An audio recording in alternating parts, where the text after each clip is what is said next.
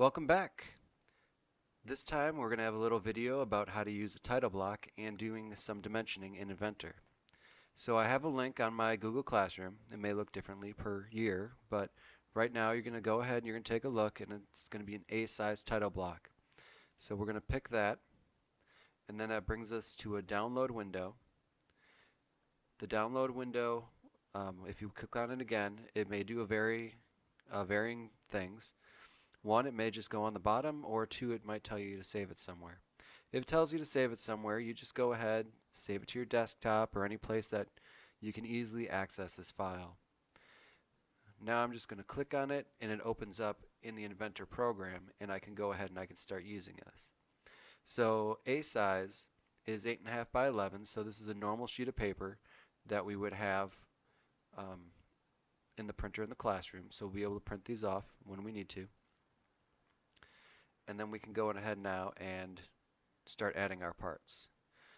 So what I'm going to do is, it's all about that base. I'm going to click on base, and that will get us our object. I'm going to click on the little folder with the eyeglass, and that will let me start searching for my part.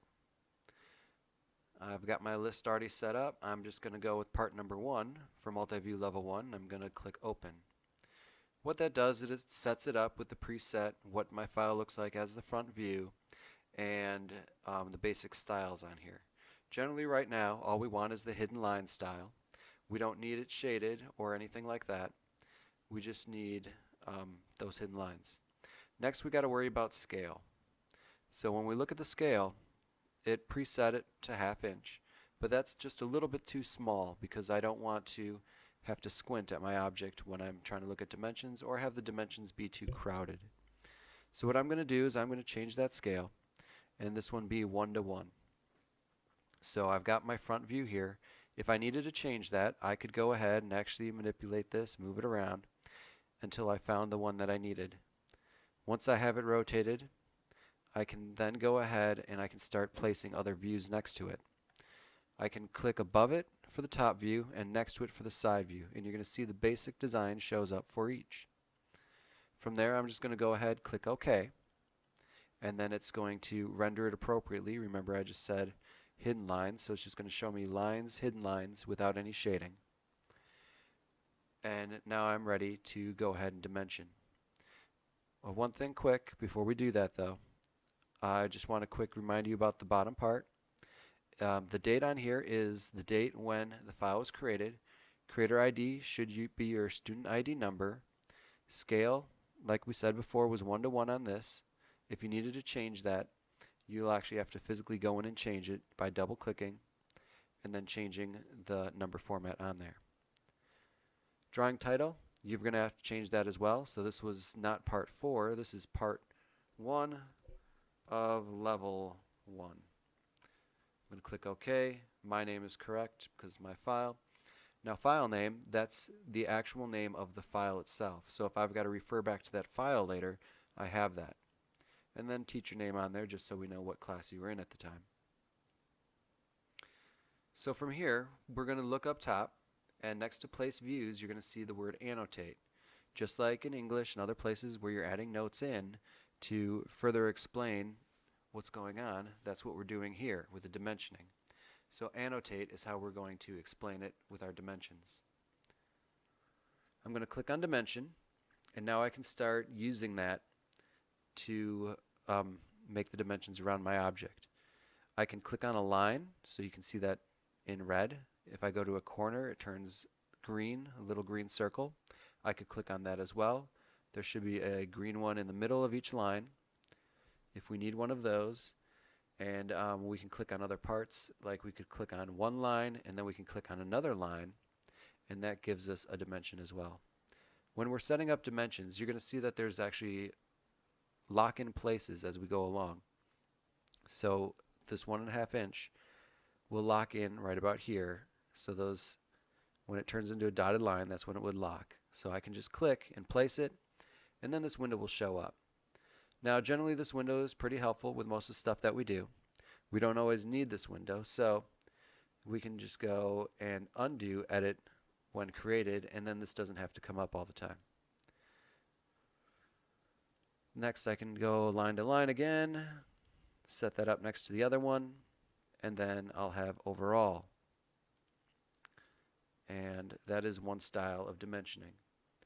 Those of you who may not remember, there are two styles. This one's the chaining.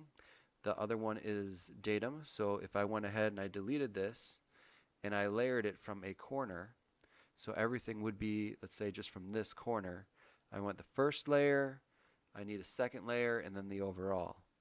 So I can just go ahead, click there and there, wait for it to snap into place, and I have those three layers. I can do the same thing from the side.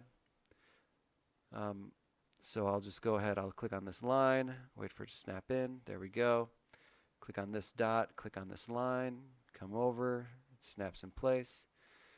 Another thing I do want to show you is I'm going to make a little mistake here. I'm going to click on these two back corners, snap in, and you can see with that dimension there, it is actually going and overlapping the object line. We want a little gap between the dimension and the object line. So if you have an issue like this, we are going to have to fix that. If I press escape, that gets me out of the command and I can start doing other things. So if I click on my dimension to highlight it, I can now move that dot to another spot. So I've got that dot moved. This one is doing all right here. So that's all set up there. I'm just missing one last dimension, which is the depth. And there we go. I've got this one fully dimensioned. Now you get to go on and dimension the rest from yourself. This pattern will work for every single one that we've done so far. You should already have the dimensions in your engineering notebook. But we do have one less object that we have to look at. So our very last object, object number 7, that one has a unique spot with the arc. That will ask for different annotation when we're using an arc. You're going to have to go ahead and find the center of that so we can dimension to it. So if I use a center mark here, I can just click on the arc and it gives me my center lines. We'll also want to have a center mark over here between these two lines. So we've got this center mark that if I click on one line and then the other line, it will give me a line in the middle. So I'm going to go ahead, click here, click there, and I've got a vertical line in the middle. In this object, we don't have to dimension to it, but we're just putting it there so we have it and it shows that that's part of the arc. Next, I'm going to click on the crosshairs for my center mark, and then I'll click on the outside edge. That will give me my dimension. And then from here, I'm going to go ahead and I'm also going to use the same dimension command, and it's going to make me a leader line. So if I click on this arc and I go up, I'm going to get my radius. Remember, arcs show up as radius, circles show up as diameter. One thing I can do is if this is too close to the edge, I can hover over my object area, which is the little red line. So you see those red dots that go around your object, and I can move them around. The side ones and the top ones I can move towards and away from the front view, but the front view has the most versatility. That will help you line up and get your whole object in the center of the view. So now that they're lined up in the center, I may have to still move them a little bit for dimensions in between, but I've got it all set up to know where that arc is and the dimensions from that arc. All right, good luck on your assignment. Thanks for watching.